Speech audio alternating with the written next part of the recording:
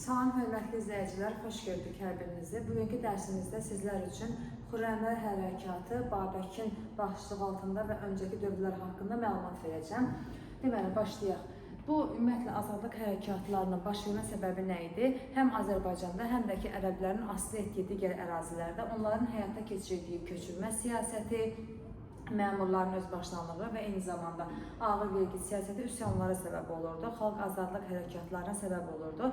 Bunlardan biri də məhz Azərbaycanda baş verirdi ki, müxtəlif dövrlərdə müxtəlif çıxışlar baş vermişdi. Bu, baş vermiş xalq hərəkatları həm Əməvilər sülaləsinin dövründə, həm də Abbasiya sülaləsinin dövründəki hakimiyyətdə durmuş şəxslərə qarşı baş verirdi. Onların yürütdüyü ağır siyasətlərə qarşı baş verirdi. 8-ci əsrin ortalarında Azərbaycanda, Beyləqanda müsafirin rəhbərliyi altında həm Əməvilər dövründə, həm də ki, Abbasilər dövrünə uyğun gəlir ki, müsafirin üsyanı baş vermişdi ki, müsafirin üsyanı həm dini, siyasi cəhətdən qiymətləndirilməlidir ki, müsafirin üsyanı xalq azadlıq hərəkatı idi və ölkədə azadlıq olmasını istəyirdi, lakin bu üsyan yatırılmışdı, məğlubiyyətə uğramışdı. Xürrəmlər Hərəkatı haqqında məlumat versək, deyəcəyik ki, Xürrəmlər Hərəkatı daxilində, bu hərəkatda İslami dəyərlərlə zərdüştülük elementlərinə də rast gəlinir. Belə ki, Xürrəmlər Hərəkatının bəzi xilafət saray tarixçiləri söyləyirlər ki, güya İslam dininə qarşı çıxırmış, amma əslində yox. Elə Babək və onun ən yaxın sırdaşları da İslam dininə sitayiş edirdilər. Onlar əslində Azərbaycan xalqının azadlığı uğrunda mübarizə apararaq ərəblərə qarşı çıxırdılar. Və təbii ki də burada Xürrəmlər deyəcəyik ki, 60 il müddətində davam eləmişdi.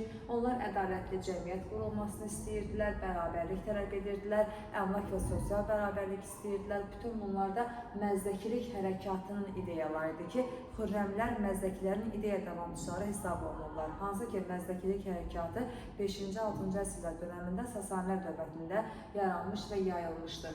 Xürrəmlərin iştirakçılarına gəldikdə kəndlilər, sənətkarlar, tacirlər və bəzi yerli feodalların bir qismi də onlara qoşulmuşdu. Çünki bu feodallar hakimiyyətləri əllərindən alınmış feodallar idi. Mənbələrdə Xürrəmləri Əl-Müxəmmirə adlandırırlar, qırmızı geyinənlər adlandırırlar. Onlar Azərbaycanda xalq azadlıq hərəkatını həyata keçirdilər. İlk öncəki başçıları Əbu İmranla Cavidan olmuşdu. Xürrəmlərin ilk çıxışları isə 778-ci ildə və 808-ci ildə olmuşdu ki, ilk üsyanlar bu illərdə olsa da belə, başlar arasında gedən çəkişmələr nəticəsində üsyanlar qalib gəlməmişdi və ərəblər tərəfindən yatırılmışdı. Lakin buna baxmayaraq 816-cı ildə Əbu İmranla Cavidan arasında baş vermiş çaxnaşma nəticəsində hər ikisi bir-birini öldürür və ərəblərə qarşı mübarizə aparan Xürrəmlərin rəhbərliyinə Babək gətirilir. Babək Ərdəbilin Bilalabad kəndində anadan olmuşdu. Əsl adı Həsən idi. Babək öz qəhrəmanlığına görə digər şəxslərdən seçilirdi və 816-cı ildən etibarən Xürrəmlər hərəkatına başçılıq etməyə başladı. O, Bəz qalasını özünə iqamətgah seçdi. Bəz qalası indiki Qaradağ ərazisində, Qaradağ yəni Cənubi Azərbaycandakı ərazidə yerləşirdi ki, onun istinadgahı buraydı. Babəkin ən yaxın sırdaşları ilk növbədə onun qardaşları Muaviyyə və Abdullah və ondan əlavə də Tarxanla adını söyləyə bilərik ki, onun ən yaxın sırdaşları ki, birlikdə çiyin-çiyinə vuruşurdular. Hətta deyəcəyik ki, Babəkin ilk gəldiyi dönəmlərdə o qədər güclənmişdilər ki, həm 9-cu əsrin yəni 20-ci illəri, həm də 10-cu illəri dövründə Sünik, Bərdə, Beyləqan, Arsaq və Aranın bəzi vilayətləri Babək tərəfindən işğaldan azad edilmişdi. Belə bir zaman aralığında xilafət Xürrəmlərə qarşı ilk nizami ordusunu göndərdi 819-cu ildə. Təbii ki də Babəkin başçılığı altında Xürrəmlər Ərəb xilafətindən göndərdiyi qoşuna darmadağın etdilər. Daha sonra 829-cu il növbəti döyüşümüz baş verəcək. Birinci Həştadsər döyüşü adlanırdı. Həştadsər dağı yaxınlığında baş vermişdi. Bu döyüşdə ərəblərin əsas məqsədi Bəz qalasını ələ keçirmək idi, lakin ələ keçirə bilmədilər. Babəklə ərəblər qarşı-qarşıya gəldi, Babək qalib gəldi. Növbəti döyüş 830-cu ildə 1-ci Həmədan döyüşü idi. Bu da Həmədan şəhərində baş verdi. Babək yenidən qalib gəldi və Həmədan şəhərini işğaldan azad etdi və bu məğlubiyyətdən sonra ərəblər, mən deyəcəm ki, yəni eyni dövrdə Bizansla da müharibə aparırdılar ki, 830-cu ildəki Həmədan döyüşündən sonra ərəblər Bizansla aparılan müharibəni dayandırdılar və bütün güclərini, bütün qüvvələrini və pulu, ordunu hamısını Babəkə qarşı yönəltdilər. yəni həmin dövrdə 830-cu ildə onlar Bizansla müqavilə imzalayıb müharibəni dayandırmağa məcbur olurlar. Növbəti döyüş 833-cü ildə 2-ci Həmədan döyüşü idi. İlk dəfə Babək ağır məğlubiyyətə uğradı, ərəblər qalib gəldilər və bundan ruhlanan ərəblər öz ordularına 835-ci ildə Afşin ibn Kavusu komandanlığa gətirdilər. Afşin çox güclü bir komandan idi. Əslən türk idi, lakin türklərin özünə qarşı, Babəklərə qarşı mübarizə aparırdı. Afşinin burada komandan təyin edilməsindən sonra o bəzi tədbirlər gördü. Belə ki, öz iqamətgahına Bərzənd qalasına köçürdü. Bərzənd qalası Bəz qalasının yaxınlığında yerləşirdi. O, Bərzəndlə Ərdəbil arasındakı əraziləri, yolları, qalaları təmir etdirdi, bərpa etdirdi. Ərəblərdən daha çox sayda pul, canlı qüvvə, döyüşçü, ərzaq gətirilməsini təmin etdi. Eyni zamanda Babəkin yaxın silahdaşları arasına bir sıra sayda kəşfiyyatçılar, casuslar göndərərək onun ən yaxın silahdaşlarını sui-qəsdlə aradan götürdü və buna da artıq Babəkləri zəif etməyə doğru addım atdı.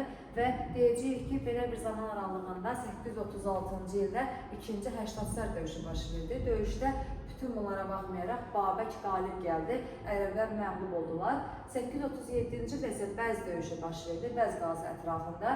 Döyüş baş verməmişdən əvvəl ərəblər, yəni Afşin, Babəkə sülh təklif edir və onunla birlikdə Bizansa qarşı mübarizə aparmağı təklif edir. Təbii ki də bunu Babək qəbul etmir. Əgər o qəbul etsəydi bunu Azərbaycan xalqına xəyanət kimi qiymətləndirmişdi və 837-ci ildəki Bəz döyüşü nəticəsində Babək ərəblərlə vuruşur, məğlub olur. Məğlub olduqdan sonra Babək qaçır gedir ki, Bizansa yaxınlaşsın və özünə daha çox qüvvə toplasın, yenidən mübarizə aparsın. Artıq onun bir çox yaxın silahdaşı qalmamışdı. Və buna görə də biz deyəcəyik ki, bu dövrdə o qaçdığı üçün ərəblər Babəki tutub əsir, yəni təhvil verən şəxsə 2 milyon dirhəm gümüş mükafat verəcəyini bildirirlər. Təbii ki də bunu da həyata keçirir Babəkin vaxtilə ən yaxın dostlarından biri olan, Alban knyazlarından biri olan Səhl ibn Sumbat. Belə ki, Babək Bizans ərazisinə getməmişdən öncə Səhl ibn Sumbatın yanına gedir, onun yanında bir neçə gün qalmaq istəyir və bu zaman Səhl ibn Sumbat hilə ilə onu ələ keçirərək təhvil verir ərəblərə və həmin mükafatı alır. Yəni öz yaxın dostu tərəfindən, silahdaşı tərəfindən o belə deyim də xəyanətə məruz qalır.